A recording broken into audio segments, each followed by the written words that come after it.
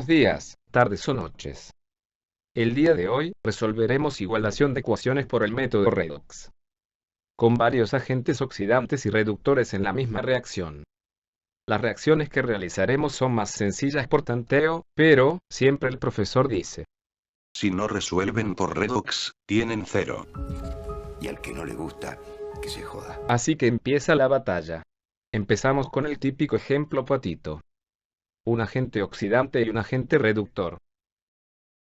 Vamos a resolver la siguiente reacción. Primero, determinamos los números de oxidación de los elementos que sufrieron un cambio redox. En este caso, el yodo pasa de +7 a 0, este se reduce y es el agente oxidante. Recuerde que elementos solitarios o en moléculas como H2, Cl2, N2, tienen estado de oxidación de 0. Por otro lado, el azufre pasa de +4 a +6, por lo tanto, se oxida y es el agente reductor. No se olvide, el agente oxidante es el que se reduce. El agente reductor es el que se oxida. Ahora, a cada elemento que sufrió cambio redox, lo escribimos aparte. E identificamos los electrones que ganaron o perdieron. Si el elemento se reduce, los electrones irán en el lado de los reactivos. Si el elemento se oxida, los electrones irán en los productos. Sumamos las semireacciones de los elementos y tratamos de eliminar los electrones. Para esto multiplicamos de manera cruzada cada semireacción. El yodo tiene 7 electrones, por tanto, multiplicamos por 7 la semireacción del azufre. El azufre tiene 2 electrones, por tanto, multiplicamos por 2 la semireacción del yodo. Al colocar los coeficientes estequimétricos en la reacción, esta estará casi igualada. Solo falta de balancear el azufre en los productos, para no desbalancear el hidrógeno en los reactivos. Para esto se añade 5 al sulfato ácido, más 2 del agua suman 7H igual que en los reactivos. La reacción fue balanceada, perfectamente equilibrado. Perfectamente equilibrado, como todo debe estar. Ahora analicemos el caso cuando hay dos agentes oxidantes y un reductor. ¡Santa madre! Ahorita vemos qué pedo. Como primer paso, determinamos los estados de oxidación de los elementos que sufren el cambio redox. Aquí vemos que el titanio nunca cambió su estado de oxidación. El hierro se oxida de +2 a +3. El cloro se reduce de 0 a -1 y el carbono se oxida de 0 a +2. Escribimos las semireacciones de cada elemento con su cambio redox. Hasta aquí las cosas estaban marchando relativamente bien, pero van a empezar a marchar relativamente mal, porque el cloro forma dos productos, cloruro férrico y tetracloruro de titanio. Por tal motivo, debemos sumar los cloruros de los dos productos. El truco para esto es escribir las sales en la semireacción y balancearlas por tanteo, así tenemos las dos semireacciones del cloro. Sumamos las reacciones del cloro. Ahora, con la semireacción del cloro, la del hierro y la del carbono, procedemos a sumarlas tratando de eliminar los electrones. Si multiplicamos por 6 a la semireacción del carbono, tenemos 12 electrones, más los 2 electrones del hierro, tendremos 14 electrones, con esto podremos eliminar los electrones de la semireacción del cloro. Y ya estuvo la reacción, ha sido doblegada. Ahora, analicemos el caso donde se tiene un agente oxidante y dos agentes reductores. No tengan miedo, que yo también soy solo un hombre. Pero yo soy solo un hombre. Así que nos ponemos en modo harta demencia.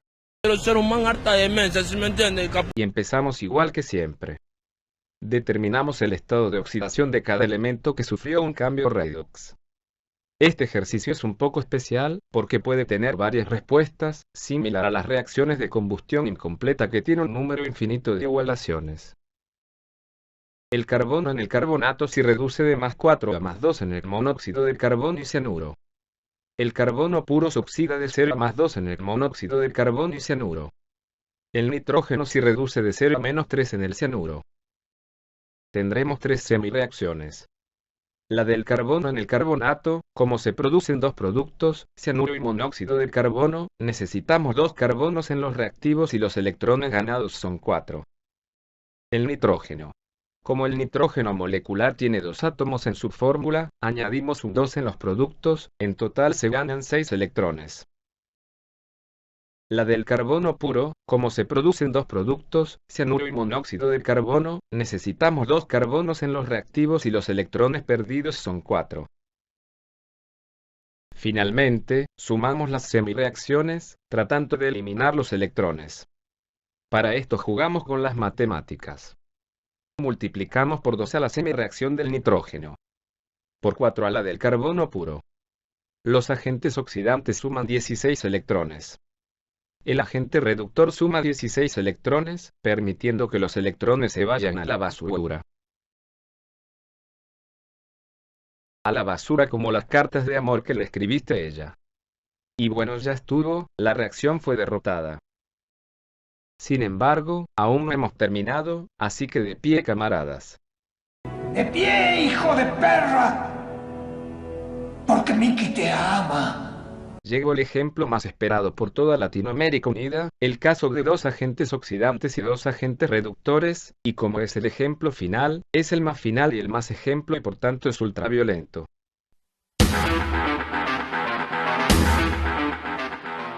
Paso número 1. Determinar los estados de oxidación de los elementos que sufrieron un cambio. El azufre se oxida de -2 a +6, por tanto es un agente reductor. El carbono si reduce de +4 a +2, es un agente oxidante. El yodo pasa de 0 a +1 y al mismo tiempo si reduce a -1. En otras palabras, el yodo es un agente oxidante y reductor al mismo tiempo, es madre y padre a la vez. Cuando un elemento se oxida y se reduce al mismo tiempo, la reacción se llama, según el texto de Chan, reacción de desproporción.